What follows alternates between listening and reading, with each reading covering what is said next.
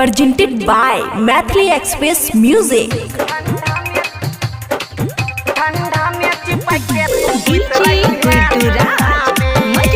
खुशी recording studio Baluaha. ठंडा में चिपक के तू सुइत रही है।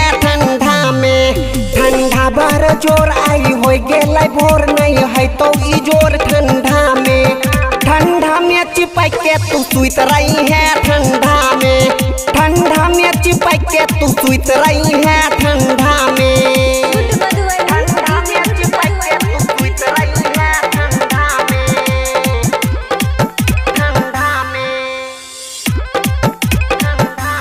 अगे रानी आचारा से कर लेने मुँह के ओहार।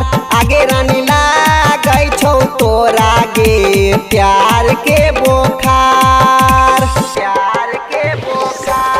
आगे रानी आचारा से कर लेने मुँह के ओहार। आगे रानी लागल छौ तोरा गे प्यार के बोखार। कर लेने ओहार तोरा लागै छौ जार चढ़ जैतो बोखार। ठंडा में चिपक के तू सुइत रही है। ठंडा में चिपक के तू सुइत रही है। ठंडा में